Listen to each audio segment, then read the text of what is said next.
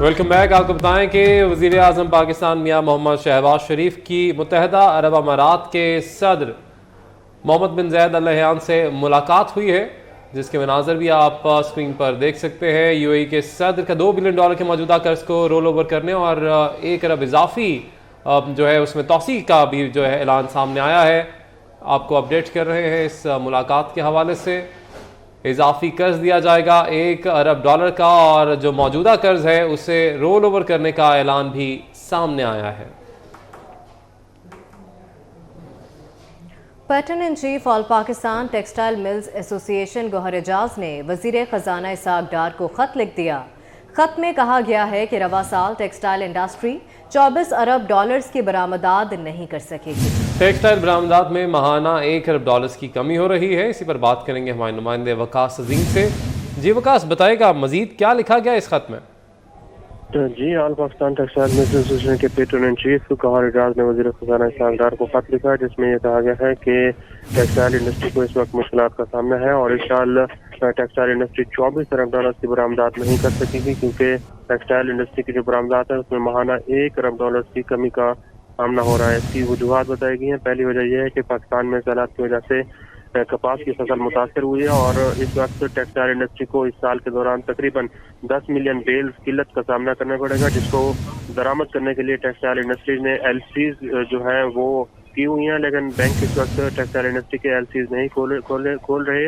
اور خط میں یہ کہا گیا ہے کہ ایون کہ چھوٹی سے چھوٹی جو ایل سی ہے وہ بھی بینک کھولنے کے لیے تیار نہیں ہے، اور اگر ٹیکسٹائل انڈسٹری کی ایل سیز نہیں کھلتی تو اس سے ٹیکسٹائل انڈسٹری بند ہونا شروع ہو جائے گی. خط میں یہ کہا گیا ہے کہ ٹیکسٹائل انڈسٹری پہلے ہی ملک میں بند ہونا شروع ہو چکی ہے اور حکومت نے اگر اس کا فوری نوٹس نہ لیا تو پھر مزید ٹیکسٹائل انڈسٹری بند ہوگی، جس سے ملک میں بے روزگاری کا طوفان آئے گا. اور انہوں نے یہ کہا ہے کہ فوری طور پر حکومت اس کا نوٹس لے اور جتنی ملک میں بے روزگاری کا طوفان آ سکتا ہے. پیٹرن ان چیف ایپٹما گوہر اعجاز نے اسحاق ڈار کو خط لکھ دیا ہے. وقاص اپڈیٹ کر رہے تھے، بہت شکریہ آپ کا. کراچی میں ہول سیل گروسرز ایسوسی ایشن کا اسٹیٹ بینک کے باہر احتجاج. مظاہرین کا کہنا تھا کہ گورنر اسٹیٹ بینک سے اپیل کرتے ہیں، ہم باہر کھڑے ہیں، ہمیں میٹنگ کے لیے بلایا جائے. ہم $48 ملین شپنگ کمپنیوں کو بھر رہے ہیں. اسی پر بات کریں گے. حبیب خان ہمارے ساتھ موجود ہیں. حبیب، بتائے گا اس معاملے کے حوالے سے.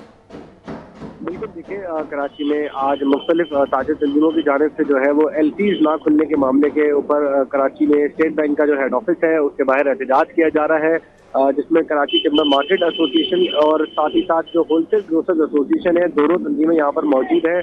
دونوں تنظیموں کی جانب سے ایک ہی مطالبہ ہے کہ اس وقت ڈالر کی عدم دستیابی کا سامنا ہے، جس کی وجہ سے پورٹ پر ہزاروں کی تعداد میں جو کنٹینرز ہیں وہ پھنسے ہیں، جس کی وجہ سے کاروباری سرگرمیاں بری طرح متاثر ہیں. ہول سیل گروسر ایسوسی ایشن کی جانب سے یہ موقف اپنایا گیا ہے کہ اس وقت دالوں کی جو ہے وہ شارٹیج ہونا شروع ہو چکی ہے اور پورٹ پر کنٹینر کھڑے رہنے کے سبب اس وقت رمضان بھی قریب ہے اور جو قیمتوں میں اضافہ ہو رہا ہے اس ڈیمریج اور ڈیٹینشن چارجز کی مد میں اس کی وجہ سے آئندہ دنوں میں جو دالوں کی قیمت ہے اس میں بھی جو ہے وہ $500 فی کلو تک پہنچنے کے خدشے کا جو ہے وہ یہاں پہ اظہار کیا گیا. اور ان کی جانب سے یہی کہا جا رہا ہے کہ اس وقت اسٹیٹ بینک کے باہر موجود ہیں اور اپنا احتجاج ریکارڈ کروا رہے ہیں اور یہی مطالبہ کر رہے ہیں کہ گورنر اسٹیٹ بینک تمام تر جو ایل سیز ہیں جو کہ پھنسی ہیں گزشتہ 2 ماہ کے دوران سے ان کو کلیئرنس دی جائے.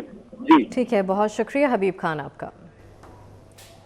سندھ حکومت کی جانب سے پہلی بار بلدیاتی انتخابات میں خواجہ سراؤں کو ٹاؤن میونسپل کمیٹی اور کراچی میونسپل کمیٹی میں نمائندگی دی جا رہی ہے. اپنی جیت کو لے کر خواجہ سراء کتنے پر امید ہیں، جانیں گے ہمارے نمائندہ اقراء عوان سے. جی اقراء.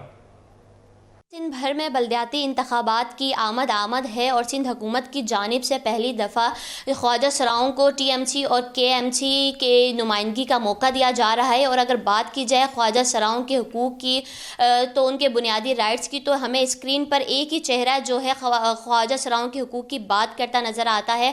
جی بالکل، اس وقت میں شہزادی رائے کے ساتھ موجود ہوں اور ان سے بات کروں گی کہ آپ مجھے بتائیے گا کہ آپ کو اس پہلی دفعہ جو ہے نمائندگی کا موقع دیا جا رہا ہے، تو اس بارے میں آپ کے کیا تاثرات ہیں؟ یہ بہت خوش آئند ہے ہمارے لیے کہ خواجہ سراء کمیونٹی فائنلی سیاست میں آ گئی. یہ ایک ایسی چیز تھی، یہ ایک ایسا ایلیمنٹ تھا جو بہت دور تھا ہمارے لیے، پر finally thanks to Sindh government اور سید ناصر حسین صاحب کی وجہ سے آج ہم اس قابل ہیں کہ ہم جو ہے یہ جو لوکل گورنمنٹ الیکشنز میں ریزرو سیٹ کے ذریعے اپنی نمائندگی کریں گے.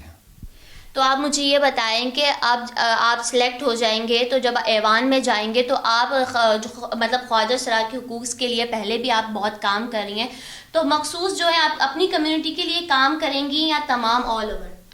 آف کورس ہمارا فوکس تو سب کے لیے ہی ہوگا، لیکن پرائرٹیز تو سارے ریزرو سیٹ خواجہ سرا پہ آئے ہیں، تو خواجہ سرا پرائرٹی بیسس پہ ہوں گے. اور سب سے پہلے ہم لوکل گورنمنٹ پہ جتنے بھی ہرڈلز ہیں خواجہ سراؤں کے لیے، جتنی بھی ایسی چیزیں ہیں جو خواجہ سراؤں کے ساتھ ناانصافی ہوتی ہے اور جو انڈر آتا ہے لوکل گورنمنٹ کے، ہمارے میئر صاحب ہوں گے، ہم اپنے میئر صاحب سے ریکویسٹ کریں گے کہ وہ ان ساری چیزوں کو درست سمت پہ لے کر آئیں، اور اس کی ہم نے پہلے سے تھوڑی تیاری بھی کر کے رکھی ہے، بٹ ہاں زیادہ تیاری نہیں ہے پر تھوڑی سی ہے. جی، تو آپ نے دیکھا کہ شہزادی روئے کا یہ کہنا تھا کہ سندھ حکومت کی جانب سے انہیں نمائندگی کا موقع ملا ہے، اور اگر یہ سلیکٹ ہو جاتے ہیں تو نہ صرف یہ خواجہ سرا اپنی خاص کمیونٹی کے لیے کام کریں گے بلکہ یہ اور تمام لوگوں کے لیے، پورے شہر کراچی کے شہریوں کے لیے کام کریں گے، اور کراچی کو واپس اس کی جو پہلے جیسی روشنی ہے وہ فراہم کرنے کی کوشش کریں گے. وزیر خارجہ بلاول بھٹو زرداری سے امریکی سفیر ڈونلڈ بلوم کی وزارت خارجہ میں ملاقات ہوئی ہے. وزیر خارجہ نے امریکہ کی جانب سے جنیوا کانفرنس میں سیلاب متاثرین کی بحالی اور تعمیر نو کے لیے اضافی $100 ملین کے اعلان کو سراہا. بلاول بھٹو زرداری نے کہا ویزا سہولیات سے متعلق امریکی وزیر خارجہ سے تفصیلی بات ہوئی ہے. وزیر خارجہ بلاول بھٹو زرداری سے امریکی سفیر ڈونلڈ بلوم کی وزارت خارجہ میں ملاقات ہوئی. وزیر خارجہ نے امریکہ کی جانب سے جنیوا کانفرنس میں سیلاب متاثرین کی بحالی اور تعمیر نو کے لیے اضافی $100 ملین کے اعلان کو سراہا.